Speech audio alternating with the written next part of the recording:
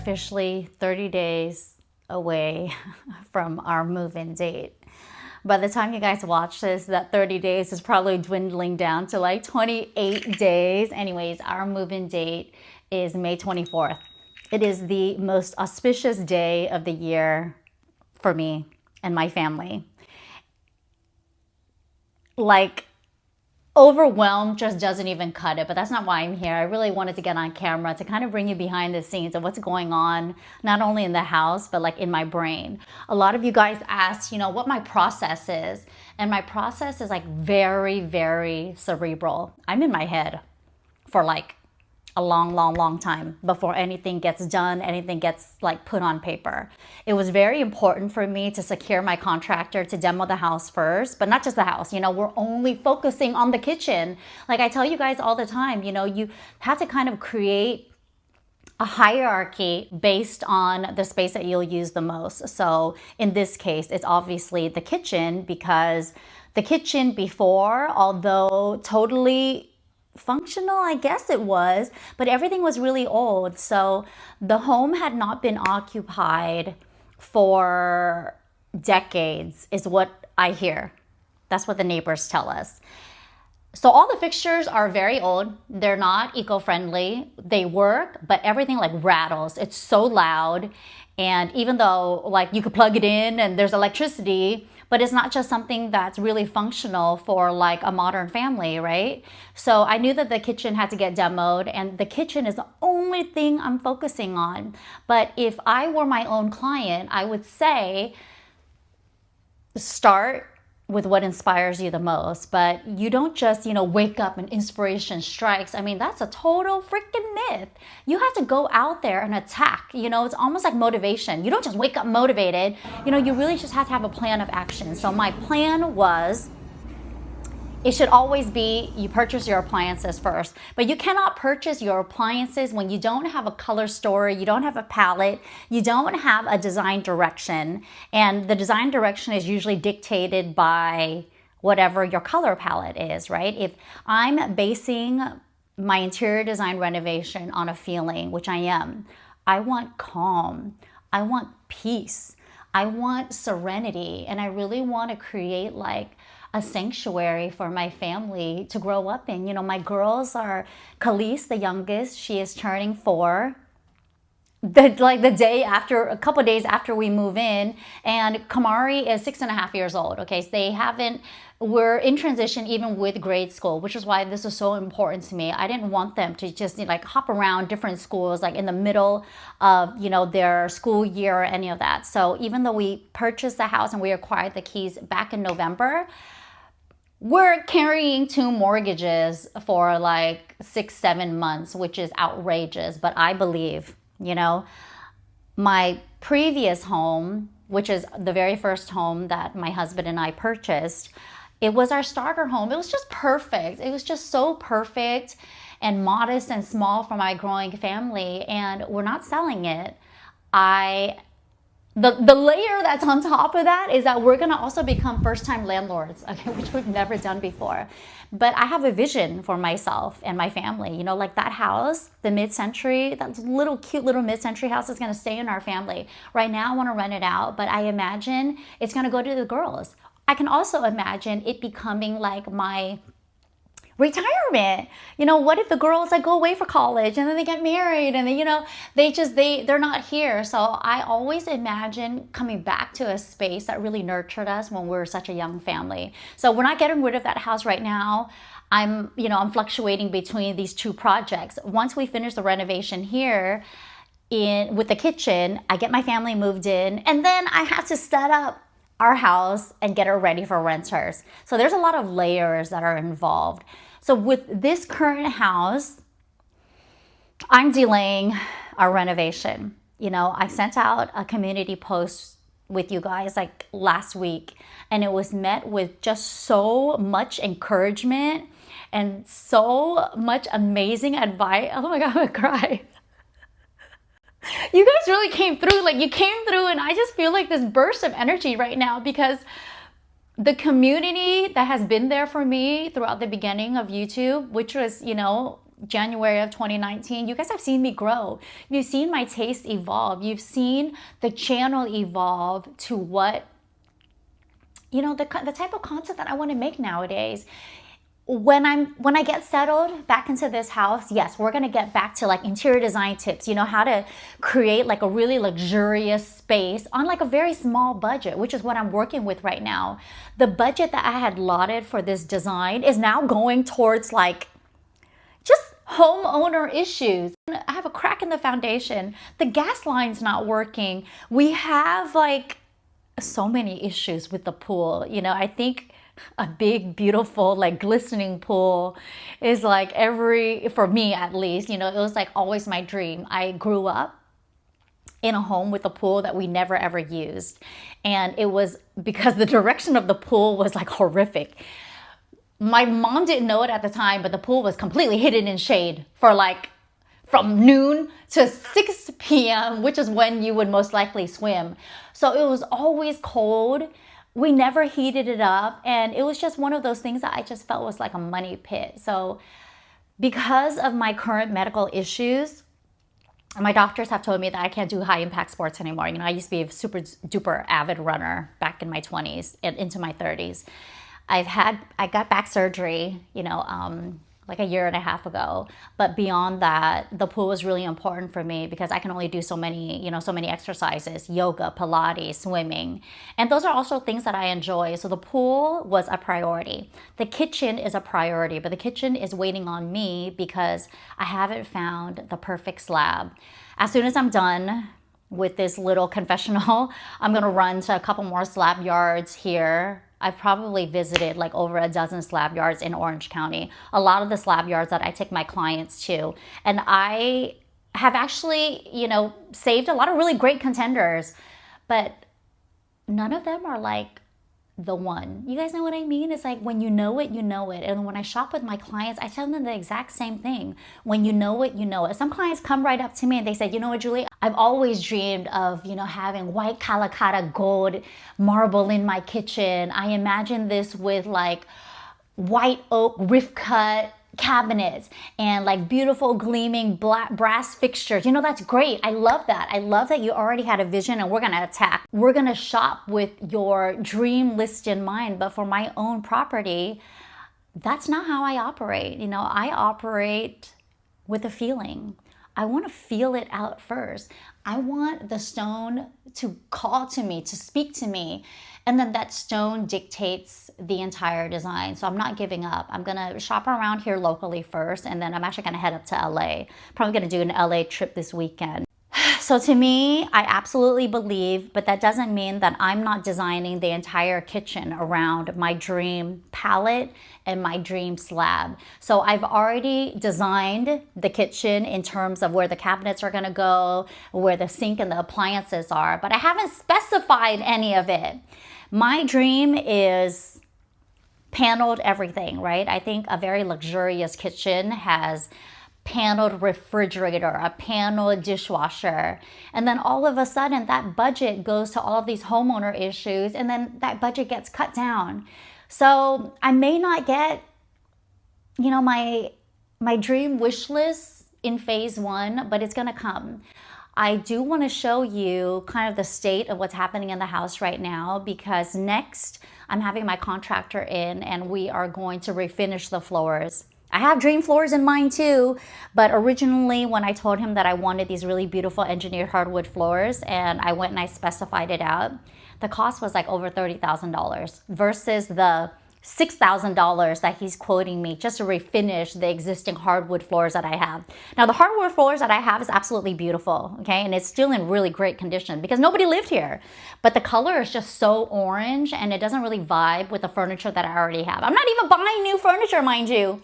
I'm reusing everything that I have.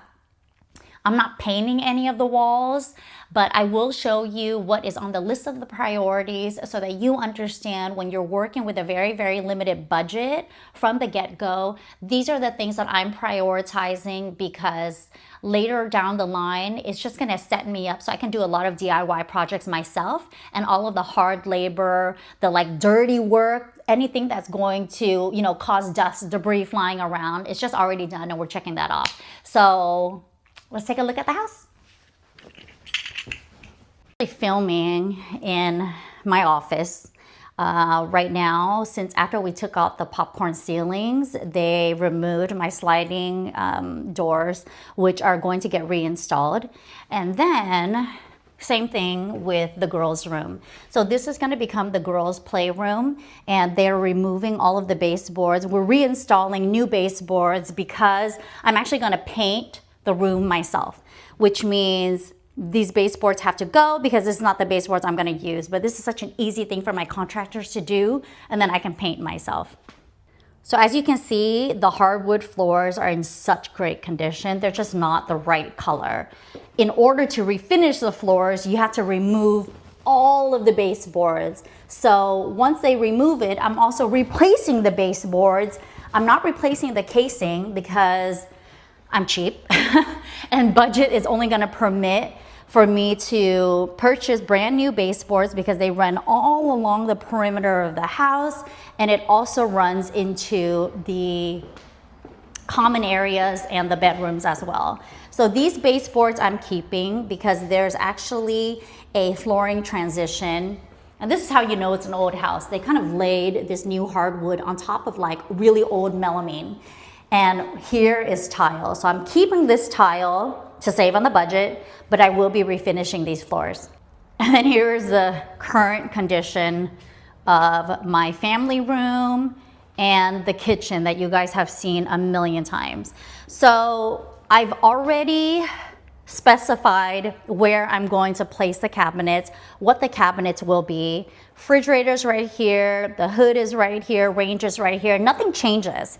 And also the microwave oven is gonna stay in the exact same location. I had to remove all of that because previously we had a soffit ceiling here with that kind of little tray inset, and I removed that so that I could get a flat ceiling, and then we also replaced all the HVAC as well.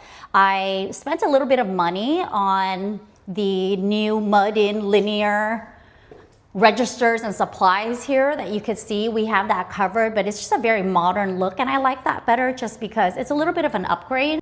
So I do want to show you this transition right here. You know, you can see that once they demoed the existing tile, they actually cut into the wood as well. So I have to lay out brand new wood strips right here, which luckily I think we have like 2 boxes left over from the old owners that I'm gonna reuse because we're gonna refinish. But I still need to get flooring for the kitchen, which I haven't even decided yet because I don't have the countertop slabs. And since the countertop slab color dictates the entire design, that's really waiting on me, but I feel like a change is gonna come, you guys. This like beautiful light that we get in here. I just like, we're like 30 days away. Okay, I can almost taste it. Except that the pool, even though we like had it replastered because it was chipping, the plaster was chipping, and so in order to even get that operable, we replastered the pool. But now that we have no gas, we just have to take care of that first. I mean, you guys hear it in my voice, you know, there's a lot happening. Okay, but you know, like this, look at this. This is my happy place, you guys. You know, the kids' play set. I mean, this is so old. Look how rickety it is. And I'm not even replacing this. I mean, I'm gonna replace the rope, but I'm not going to replace the structure right now because the structure is still, I mean, it's functional, okay? Yes, it's plastic, but it's very heavy duty. Even though some of the, you know, look at the elements, they're super corroded. I'm gonna get to the point where I replace some of these little accessories, but it's still in pretty good condition. And until like we've lived here for a while and I understand like how the girls want to use the space, I'm really gonna keep it for now. A huge reason of why like I really fell in love with this property is because of the garden. Like the garden to me in this era, at this point in my life, just makes me so happy. I could literally sit out here and like pluck weeds for the entire afternoon, which I've been doing. You know, we came here and my husband's like, okay, I need to set up the AV equipment. I need to set up the security. You know, the girls are playing in the room and I'm just out here. I'm out here in the dirt, picking weeds, like happy as a clam. And I realized that like it's so important for me right now, mentally, like mental health wise, it's just like, this is what I need. Like, this is just it. You know, we have these laurel trees that, you know, block us from the street and it's so peaceful here. But I also have these two really like dead burnt ones. I spent the entire afternoon, I scraped everything off and I was like, you know what, can I revive these guys? Even though it doesn't look like I can with this one alone. But look what we got today. We have a few new shoots, which makes me like, oh my gosh, that makes my heart so happy. We also have it over here. So, you know, you guys don't give up on your trees, okay? Just like this lemon tree. This lemon tree, my gardener came and the gardener was like, oh my gosh, Julie, you have to replace this. You got to get rid of this tree. And I'm like, no. Let me nurture her. And then we've got some new shoots here. What I need to do is dig all of this up, you know, some of the old soil, and then get some new soil in here, new nutrients, and then I feel like I'm going to be able to revive her, you guys. And then on top of all of this renovation work that I have also decided to bang out a brand new short series called Will We Make It? A 30-day renovation race, because I just love it. Like, I love to create content, and there is this opportunity here for me not to only challenge myself with this renovation, but to create content around something really raw and authentic. And I got a really beautiful message the other day that said just to document my journey, just for me. Not for the audience, not for YouTube, not for the community, just as like a personal diary. And then in that instant, I just felt like I didn't need it. Permission from a stranger. But I felt it. I was just like, yes, honey. Yes, that is exactly what I'm gonna do. So I'm gonna document it. I'm gonna create the content just for me, something for myself and my family to look back on and just really remember how difficult this was for us, like what a challenge it was, but what a beautiful blessing this house has been, not just for my family, but just like for my sanity. So thank you guys. Thank you everyone who has written me, DM me a message, an email, like just even responding in the community posts. Like, I read every single comment. I try to reply to every single comment in real time because I'm such a sensitive creature that if I don't get these emotions out on the fly, like I feel like sometimes they kind of just evaporate, you know, and then you miss that feeling. And I just want to bottle this all up and just remember that this was probably one of the most difficult times in my life, but it's going to be so fruitful and so like cathartic. And so I thank you. I hope that you follow along the brand new short series called Will We Make It? You know, May 24th. That is the date. It is the most auspicious date of the year for me. If I miss it, it's fine. You know, like, we're not gonna die. But I just really want to get my best foot forward in, like, right from the get-go. So, you know, let me know in the comments below. Thumbs up or thumbs down. What do you guys think? Will we make it? A 30-day renovation race. Thank you so much for watching. Thank you so much for your encouragement, your love, support. And I will see you guys on the channel. Bye, everyone.